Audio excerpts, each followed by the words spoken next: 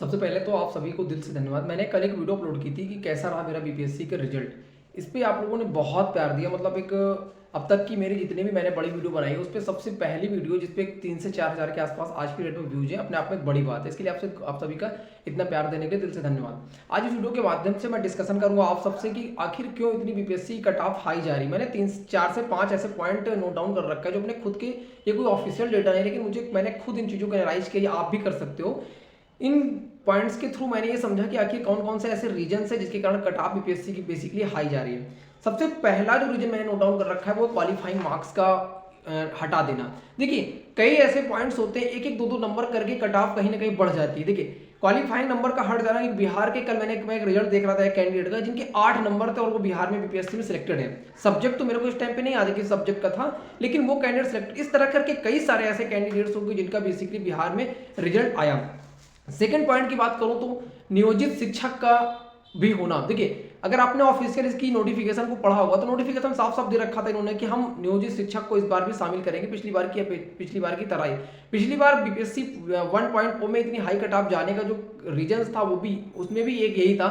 नियोजित शिक्षक 28,000 ऐसे शिक्षक थे। इस चीज को बीपीएससी ने ऑफिशियल डेटा के थ्रू भी क्लियरिफाई किया था कि 28,000 हमारे ऐसे शिक्षक है जो इस बार बीपीएससी की जो 79,000 पीआरटी की वैकेंसी थी उसमें शामिल किया गया। साथ ही इस बार भी नियोजित शिक्षक को, क्योंकि नियोजित शिक्षक को 25 नंबर का ओवरऑल, जैसे यूपी से अगर आप तो यूपी में शिक्षा मित्र की जब शिक्षा मित्र को भारांक मिला था, वैसे नियोजित शिक्षक को भी भारांक मिला। 25 नंबर मैक्सिमम भारांक नियोजित शिक्षक को मिल सकता था। ये भी एक कारण, क्योंकि अभी तो क्लियर नहीं हो पाया कितने नियोजित शिक्षक इस बार बीपीएससी में सिलेक्ट हुए हैं, लेकिन जैसे जैसे जल्दी आपको इन चीजों को भी देखने को मिलेगा कि बीपीएससी में कितने इस बार फिर नियोजित शिक्षक को बैठने का मौका मिला और कितने शिक्षक एट लास्ट सिलेक्ट हुए। थर्ड पॉइंट की बात करूं तो थर्ड पॉइंट मैंने नोट डाउन कर रखा है कि यूपी में लगातार, ये भी एक बहुत बड़ा पॉइंट है, क्योंकि देखिए मेरे जैसे बहुत सारे ऐसे लोग जो बिहार में परीक्षा देने ही ना जाते अगर यूपी में इसके पहले भर्ती कभी आई होती। पिछले 5-6 सालों में 2018 के बाद 69,000 वैकेंसी के बाद अभी तक पीआरटी कोई वैकेंसी नहीं आई। एक वैकेंसी देखने को मिली थी जूनियर में 1500-1600, वो अभी तक फाइनल नहीं हुए। तो आप कह सकते हो कि ये भी एक बहुत बड़ा रीजन कि यूपी के लोग और लगातार 5-6 साल में एक अच्छी तैयारी कहीं ना कहीं कैंडिडेट्स कर चुके हैं। कुछ ऐसे कैंडिडेट, ज्यादातर कैंडिडेट ऐसे होते हैं जो यूपी में टीचिंग वैकेंसी ना आने के बाद वो अलग अलग एग्जाम में अपने आप को अपियर कर रहे हैं, अपने आप को बैठकर आजमा रहे हैं। तो कहीं ना कहीं जो गलतियां कर रहे हैं उन गलतियों में फिर सुधार कर रहे हैं, तो वो अपने आप को कहीं ना कहीं और धार दे रहे हैं। तो कहीं ना कहीं अपनी उनकी तैयारी बढ़ती जा रही दिन प्रतिदिन। ये भी एक बहुत बड़ा रीजन है बिहार में कट ऑफ का इतना हाई जाने का।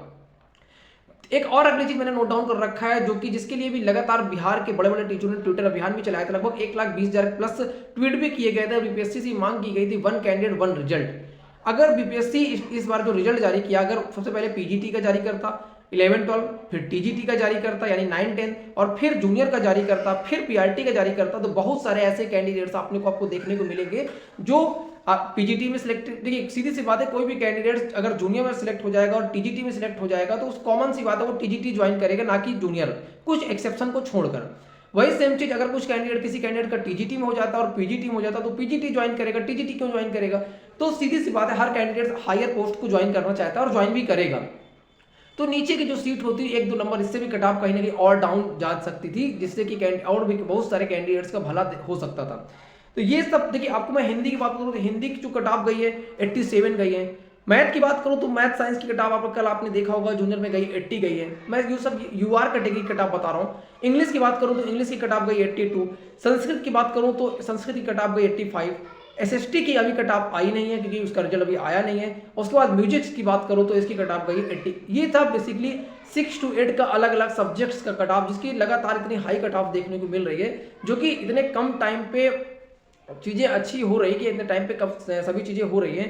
साथ साथ आपको बताऊं आपकी नेक्स्ट वीडियो जो आएगी, जिनकी कैंडिडेट सिलेक्शन हो गया है, डीवी में क्या क्या लेकर जाना है, उन चीजों पर डिस्कशन करूंगा। और जो मैं वीडियो बनाऊंगा डीवी के लिए, मैंने कई ऐसे मेरे साथ के कैंडिडेट्स हैं जिनका सिलेक्शन हुआ है, उनसे मैं बातचीत करके क्या ऑफिशियल क्या क्या चीजें वहां पे लगेगी, उन चीजों पर मैं आपको एक एक चीज बताऊंगा। नेक्स्ट वीडियो देखना ना भूलें और चैनल पर नया चैनल सब्सक्राइब कर ले और कमेंट जरूर किया। बहुत सारे लोग मेरी वीडियो देखते हैं, मैंने एक कल वीडियो के माध्यम से ये सीखा कि आप वीडियो तो देखते तो, लेकिन आप वीडियो पर कमेंट जरूर करें, चैनल पर नया चैनल सब्सक्राइब करें। Thank you watching for my video.